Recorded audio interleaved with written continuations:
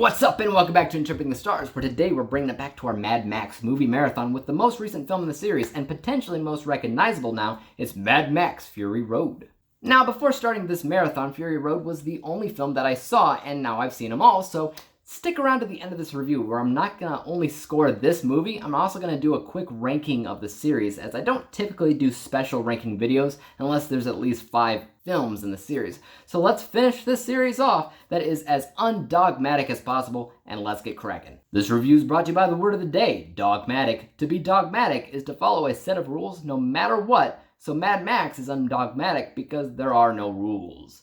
Mad Max Fury Road kicks up the adrenaline of this post-apocalyptic Australian wasteland when Max runs into yet another city run by yet another scumbag. This guy likes to control his public with water addiction and brainwashing his followers of a lovely, lovely day in Valhalla that awaits them if they do his bidding for him. When one of his followers breaks away from his rule, the leader of this crazy town sets off after her to retrieve his property. And you know, Max is thrown in there too. Undoubtedly, Fury Road is the craziest of them all, and that's both a really good thing, and at times it's not so good, because I like a good adrenaline rush film. There's really not a ton of them out there, but they do exist, and they're fun for what they are. A couple of them that come to mind are the Crank series starring Jason Statham and even Hardcore Henry. Both of those films, as well as Fury Road, are pretty much high-octane action from beginning to end, and they also include what appears to be sped-up sequences to help contribute to that overall sense of insanity. It knows what it wants to feel like, and it does a pretty good job there. Likewise, it knows what it wants to look like, too. Post-apocalyptic is an easy thing to do, in theory, but Fury Road goes above and beyond to really showcase how dead the world looks, and how crazy and how tribulous things like sandstorms can be, which almost makes you think what you're looking at is an alien planet. And that's not where the visuals stop. You're talking about very distinct looking characters. I mean, Max is the most normal looking guy out of the bunch, and it's because of his normalcy. That helps him stand out because how everybody else is crazy. And let's not forget about the creativity thrown into the car designs too. Crazy, crazy stuff. I mean, the random guy playing the guitar on the car, what even is that? I don't know, but aesthetically it just fits in with everything else. Without a doubt, the biggest concern from these filmmakers was behind the scenes. Visuals, cinematography, editing, and even the sound design. What wasn't a big focus on, though, was the story, or honestly, where Max fits in. Max has always been kind of a lone wolf, just kind of showing up here and there wherever, helping wherever he could.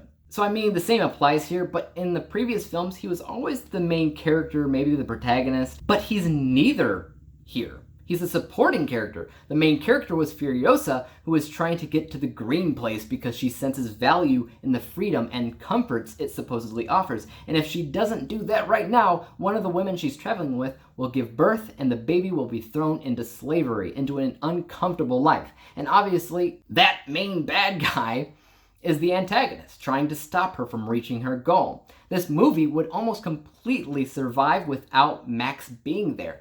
Not entirely, as I do believe he contributes to the film, as does everybody actually. There's a good sense of diverse independence in this film, but I would personally not call it Mad Max because he's not the main character. Also, I like high-octane action as much as the next guy, but there always comes a time where I need a breather.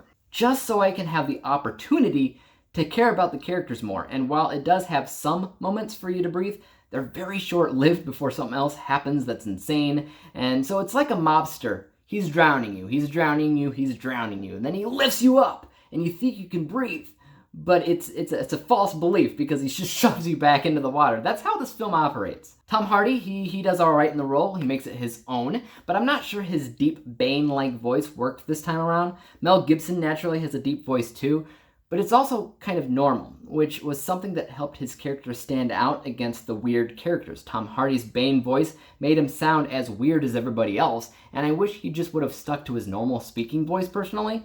But for what it is, I'm not going to complain too hard with it. Let's go ahead though and break down my end score from an unbiased vantage point. Like I said, there's a lot of focus on technical things like visuals, cinematography, editing, sound, which goes a long way with the unbiased score, which is 82%. And because it's still a fun movie that you won't mind watching a few times, my bias score is a little bit higher at 90%, averaging everything out to a final score of 86%, 86 out of 100 possible stars, granting Fury Road with a letter grade of B+, And now onto a quick ranking of the series. In last place, fourth place, is Mad Max at 32%.